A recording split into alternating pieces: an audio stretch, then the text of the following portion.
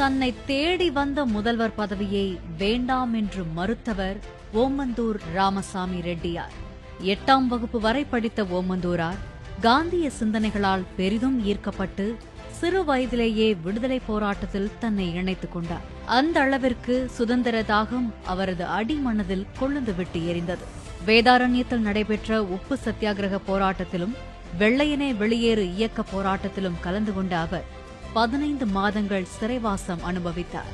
அறவழி என்பது ஆலம் விழுதுகள் போல் மிகவும் பலமானது, அதன் மூலமே இந்திய விடுதலையை பெற முடியும் என்ற ஓமந்தூரார் காந்தியவாதியாகவே வாழ்ந்து காட்டினார்.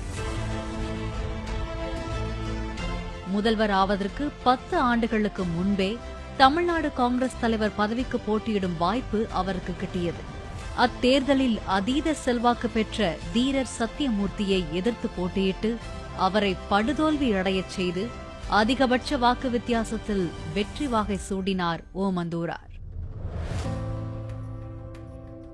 இந்நிலையில் சென்னை மாகாணத்தின் முதல்வர் பதவி அவரை தேடி வந்தது.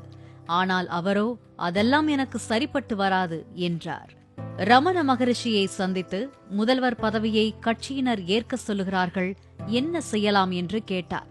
அதற்கு அவரோ, நாட்டு மக்களுக்கு நல்லது செய்ய வாய்ப்பு கிடைத்துள்ளது, அவற்றை மறுக்காமல் ஏற்றுக்கொள் என்றார். காமராஜர் மற்றும் ராஜாஜியும் முதல்வர் பதவியை ஏற்றுக்கொள்ளுமாறு ஓமந்தூராரை வற்புறுத்தினர். அதன் பின்பே 1947ஆம் ஆண்டு மார்ச் 23ஆம் தேதி பிரிட்டிஷ் இந்தியாவின் கீழுள்ள சென்னை மாகாணத்தின் முதல்வர் பதவியை ஓமந்தூரார் ஏற்றார். அவர் பதவியேற்றதும் தனக்கான அந்தரங்க செயலரை நியமிப்பதில் ஐசிஎஸ் படித்த ஆங்கில அதிகாரிகளை தவிர்த்துவிட்டு ஏ அழகிரிசாமி என்ற தமிழரை நியமித்தார். எளிமையின் சிகரமாகவும் நேர்மையின் இலக்கணமாகவும் திகழ்ந்தார். பூரண மதுவிலக்கை அமல்படுத்தினார். அந்நாளில் சென்னை மாகாணத்தில் இருந்த ஏழுமலையான் கோயிலில் ஆதி திராவிடர்கள் செல்வதற்கு இருந்த தடையை நீக்கும் பொருட்டு ஆலய பிரவேச சட்டத்தை இயற்றினார். அதன் மூலம் தாழ்த்தப்பட்ட மக்கள் ஆலயத்துக்குள் செல்வதற்கு வழிவகை செய்தார். அது மட்டுமின்றி பட்டியலின மக்களுக்காக ஒதுக்கப்பட்ட திண்டிவனம் சட்டமன்ற தொகுதியின் உறுப்பினரான குலசேகர் தாஸ் என்பவரை அவ்வாலயத்தின் அறங்காவலராக நியமித்தார். இதற்கு ஆதிக்க சாதியினரிடமிருந்து பல்வேறு எதிர்ப்புகள் கிளம்பியது. அதற்கெல்லாம் ஓமந்தூரார் அசைந்து கொடுக்கவில்லை. ஆதி திராவிடர்களுக்கு என்று தனி துறையை உருவாக்கினார். அதன் மூலம் ஆதி திராவிடர் நலத்துறையின் தந்தை என போற்றப்பட்டார். 2 ஆண்டு காலம் முதல்வராக இருந்த காலத்தில் கட்சிக்காரர்களுக்கோ நண்பர்களுக்கோ உறவினர்களுக்கோ அவர் எவ்வித சலுகையும் செய்து கொடுக்கவில்லை. தமிழக இலச்சினை உருவாக்கிய பெருமை அவருக்கு உண்டு.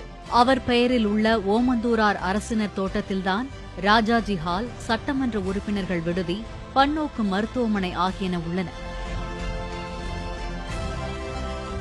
1947ஆம் ஆண்டு மார்ச் 23 முதல் 1949 ஏப்ரல் 6 வரை முதல்வர் பதவியில் இருந்தார்.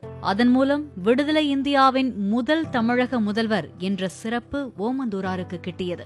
திண்டிவனம் பகுதியில் உள்ள ஓமந்தூரில் 2/1/1895ஆம் ஆண்டு பிறந்தார் ராமசாமி ரெட்டியார். உண்மை, உழைப்பு, நேர்மை, இந்த 3ம் அவரது தாரக மந்திரமாகும். அதன்படியே அவர் வாழ்ந்தும் காட்டினார். தனது சொத்துக்களை எல்லாம் வடலூர் வள்ளலார் மடத்துக்கு எழுதி வைத்துவிட்டார்.